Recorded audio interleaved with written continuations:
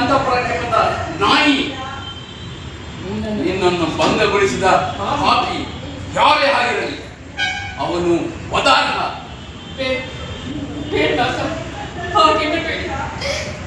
ಸತ್ಯದಂತ ಕಟ್ಟು ವಸ್ತು ಮತ್ತೊಂದಿಲ್ಲ, ವಚನ ಭಂಗದಂತ ಪಾಪ ಬೇರೊಂದಿಲ್ಲ. ವಚನ ಭಂಗವೇ? ಖಂಡಿತ ಕೂಡದು. ಸೂರ್ಯ ಚಂದ್ರರು ದರಗಿಳುವುದರೂ ಸರಿ, ನನ್ನ ಮಾತಿಗೆ ಭಂಗ ಬರಲಾರದು. ಸತ್ಯವೇ ಶಿವ, ಶಿವನೇ ಸತ್ಯ ಎಂಬ ಆರೋಗ್ಯನ್ನ ಮರೆಯಲಾಗಿದೆ. ಏಕೋ ಅಂಜಿಕೆಯಾಗುತ್ತಿದೆ ಮಹಾರಾಜ. ಅಂಜಿಕೆ? ನಾನೇ ನಿನಗೆ ವಚನ ನೀಡಿದ್ದೇನೆ, ಭಯ ಬೀಳಬೇಡ. ಅಂಜಿಕೆ ಇಲ್ಲದೆ ಸತ್ಯಾಂಶ ಹೇಳು. ಹೇಳಬೇಡ, ಹೇಳಬೇಡ ರತ್ನ, ಹೇಳಬೇಡ. ಹೇಳು ರತ್ನ. ಇಂದು ಬೆಳಿಗ್ಗೆ ಅರಸು ಮಕ್ಕಳ ಪುಣ್ಯ ಗುಂಪನ್ನು ಕೂಡಿಕೊಂಡು ನಮ್ಮ ಅರಮನೆ ಉದ್ಯಾನದ ಮುಂದೆ ಬಯಲಲ್ಲಿ ಆಟವಾಡುತ್ತಿದ್ದರಂತೆ. ಈಚೆರು ಬಹಳ ತಪಸ್ಸಿನಿಂದ ಹೊರಗೆ ಬಂದು ಬಿದ್ದಿತು. ಅಲ್ಲೇ ನಾನು ಮತ್ತೆ ಸಂಗಿ ವಿಶ್ರಾಂತಿಯನ್ನು ಪಡೆಯುತ್ತಿದ್ದೆವು. ಸ್ವಲ್ಪ ಹೊತ್ತಿನ ನಂತರ ನಿಮ್ಮ ಮುದ್ದಿನ ಮಗ, ಅದೇ ನಿಮ್ಮ ರಾಮ ಬಂದವನು ಚೆಂಡು ತೆಗೆದುಕೊಂಡು ಹೋಗಲಿಲ್ಲ. ಏನೇನೋ ಮಾತನಾಡುತ್ತಾ ಕೈ ಹಿಡಿದುಕೊಂಡ, ನನ್ನನ್ನು ಮುಟ್ಟಿದ. ಬೇಡವೆಂದು ದೂರ ಸರಿದೆ. ನನ್ನ ಬುದ್ಧಿಯನ್ನೆಲ್ಲ ವ್ಯವಹಾರ ಮಾಡಿ ಧರ್ಮೋಪದೇಶವನ್ನು ಮಾಡಿದೆ. ಆದರೆ ಧರ್ಮ ದುರ್ಬಲರ ರಕ್ಷಾ ಕವಚವೆಂದು ಕೈಗೈಸಿ ನಕ್ಕ. ಬಾಯೆಂದು ಎಗ್ಗ ಮುಗ್ಗ ಎಳೆದಾಡಿದ. ಸುದ್ದಿ ಬೇರೆಯವರ ಕಿವಿಗೆ ಬಿದ್ದೆಂಬ ಭಯವಿದ್ದ.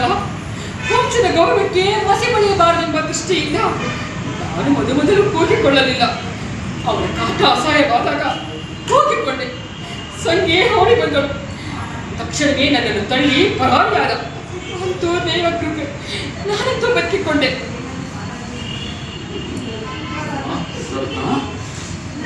ನೀನು ಹೇಳುತ್ತಿದ್ದಲ್ಲ ಅಂಚೆನು, ನನ್ನ ಕುಮಾರ ಅಂತವನೇ, ನನ್ನ ರಾಮ ಅಂತವನೇ. ಬಂದಿದ್ದವನು ನಾನು ಮೊದಲು ಹೇಳಲಿಲ್ಲವೇ, ನಿಮಗೆ ಎಚ್ಚರಿಕೆ ಕೊಟ್ಟೆ ಅಲ್ಲವೇ, ಹುಡುಕಬೇಡಿ ಎಂದು. ಅಯ್ಯೋ, ನಾನು ಅವರ ಗುರುತನ್ನು ಕಾಣಿದೆ. ನೋಡಿ, ಈ ಉತ್ತರಿಯು ಅವಳದು ಅಲ್ಲವೋ ನೀವೇ ನೋಡಿ. ನಿಮಗೆ ನಂಬಿಕೆ ಬರಲಿಲ್ಲವೇ? ಅಯ್ಯೋ ದೇವರೇ, ಸತ್ಯ ಬಯಲು ಮಾಡದೆ ಮಾನ ಅಪಮಾನಗಳನ್ನು ಸಹಿಸಿಕೊಂಡು ತೆಪ್ಪಗಿರಬೇಕಿತ್ತು ನಾನು. ದೇವಿ, ಸಮಾಧಾನದಲ್ಲಿರು.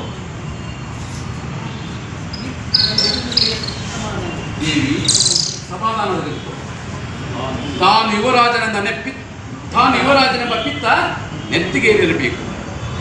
ಅಹಂಕಾರದಿಂದ ಸೊಕ್ಕಿದ ಮಾನವ ಪಶುವಾಗುವುದು ಸಾಧ್ಯ. ಇರಲಿ, ಅವರಿಗೆ ತಕ್ಕ ಶಾಸ್ತಿ ಮಾಡುತ್ತೇನೆ. ನಿನ್ನ ಮೈ ಮೇಲಿರುವ ರಕ್ತದ ಕಲೆಗಳನ್ನು ನೋಡು. ಮುಂದೇನಾಗುವುದೆಂದು ಹೋಗು.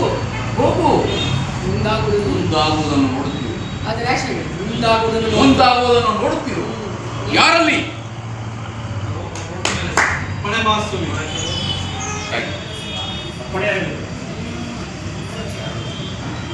ಹೊರಗಡೆ ಯಾರು ಇಲ್ಲವಷ್ಟೇ.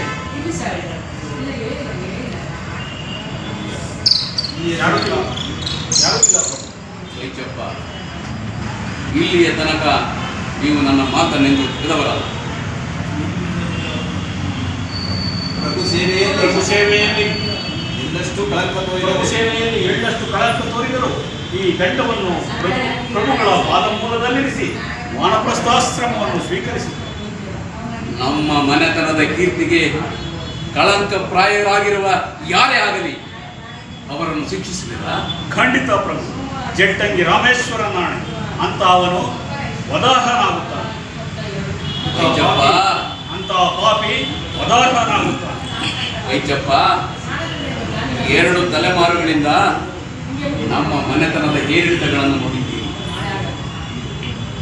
ವೀರ ಯೋಧರಾಗಿ, ಜ್ಞಾನ ಸಂಪನ್ನರಾಗಿ, ಒಳ್ಳೆಯ ಮಂತ್ರಿಗಳಾಗಿ ನಮ್ಮ ಮನೆತನದ ಖ್ಯಾತಿಯನ್ನ ಕಾಪಾಡಿಕೊಂಡಿದ್ದೀವಿ.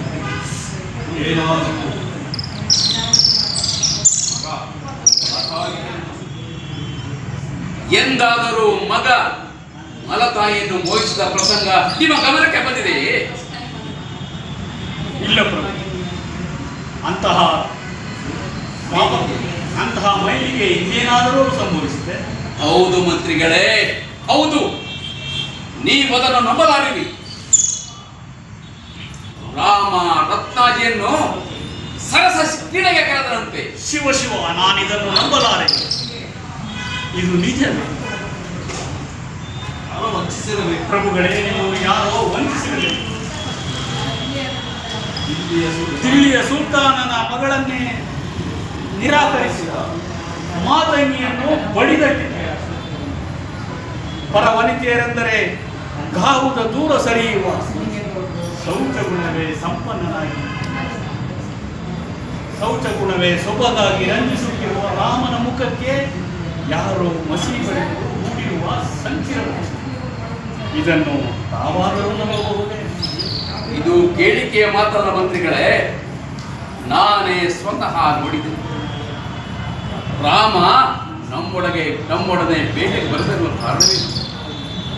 ನಾವಿಲ್ಲದಾಗ ಮುತ್ತಿನ ಚೆಂಡನ್ನು ಕಸಿದು ಆಡುವುದೆಂದರೇನು? ರತ್ನಾಜಿಯನ್ನ ಎಳೆದಾಡಿ ಮೈ ಮೋರೆಗಳನ್ನು ಪರಿಚಿ, ಈಗಲೂ ಸಾಕಷ್ಟು ಮೈ ಮೋರೆಗಳನ್ನು ಪರಿಸಿರುವುದಕ್ಕೆ ಈಗಲೂ ಸಾಕಷ್ಟು ಸಾಕ್ಷಿಗಳು ದೊರಕುತ್ತವೆ. ಅಂತಹ ಕುಲಘಾತಕ ಪಿತೃದ್ರೋಹಿಗೆ ಮರಣವೇ ಶರಣು. ಸಮಾಧಾನ ತಂದುಕೊಳ್ಳಿ ಮಹಾ. ಕೋಪದಲ್ಲಿ ಕುಯ್ದ ಮೂಗು ಮತ್ತೆ ಬರಲಾರದು. ತಡೆಯದೆ ಉಪಕಾರ ಮಾಡು, ತಡೆದು ಅಪಕಾರ ಮಾಡು ಎಂಬ ಗಾಳಿಯ ಮಾತು. ಲೋಕದ ಸೊಬಗಿಯರು ರಾಮನಿಗಾಗಿ ಹಂಬಲಿಸುವರೇ ಹೊರತು ಅವನೆಂದೂ ಹಂಬಲಿಸುವವನಲ್ಲ. ಅದು ಒತ್ತಟ್ಟಿಗಿರುತ್ತೆ. ಮತ್ತೊಂದು ವಿಷಯ ಮರೆಯಬಾರದು. ಅದು ಒತ್ತಟ್ಟಿಗಿರುತ್ತೆ. ಮತ್ತೊಂದು ವಿಷಯ ಮರೆಯಬಾರದು. ಸುತ್ತಮುತ್ತಣ ಹಗೆಗಳೆಲ್ಲ ರಾಮನಿಗೆ ಎದರಿ ಇಲಿಗಳಂತೆ ಗಿಡಗಳನ್ನು ಸೇರಿಕೊಂಡಿದ್ದಾರೆ. ರಾಮ ಸತ್ತನೆಂದರೆ ಸಾಕು, ಮರುದಿನವೇ ಈ ನಾಡು ಹರಿದು ಹಂಚಿ ಹೋಗುತ್ತದೆ. ಬಹುಶಃ ನಾವೆಲ್ಲರೂ ಸೆರೆಮನೆಯಲ್ಲಿರಬೇಕಾಗುತ್ತದೆ. ಶೌಚವಿಲ್ಲದ ಶೌರ್ಯ ಏಕವಾಗುವುದು. ಪಾಪಿಯ ದಾನಧರ್ಮ ಪುರಸ್ಕಾರಕ್ಕೆ ಯೋಗ್ಯವಲ್ಲ. ವೈಚಪ್ಪನವರೇ, ಅಷ್ಟೇ ಅವನಷ್ಟೇ ಮಲಿನವಾಗುವುದು. ಇದನ್ನು ತಿಳಿದು ನೀವು ಅವರ ಕಡೆ ವಾದಿಸುತ್ತೀರಿ. ಇದರಲ್ಲಿ ನಿಮ್ಮದು ಏನೋ ಸಂಚಿರುವಂತೆ ಕಾಣುತ್ತದೆ. ಪೂರ್ಣವಿ ರಾಮನಿಗೆ ಪಟ್ಟ ಕಟ್ಟಿ ಅವನ ಮೂಲಕ ಆಡಳಿತ ನಡೆಸಬೇಕೆಂದು ಕಾಣುವುದು. ಹೆಸರು ಪೂರ್ಣವಿ. ಆಡಳಿತ ನಡೆಸಬೇಕೆಂದು ಪೂರ್ಣಿಮಾ ಮನೆ ಹೆಸರು ಪೂರ್ಣವಿ. ತೆಗೆದುಕೊಳ್ಳಿ. ಪೂರ್ಣವಿ ಮನೆ ಹೆಸರು. ನನ್ನನ್ನು ಕೊಂದು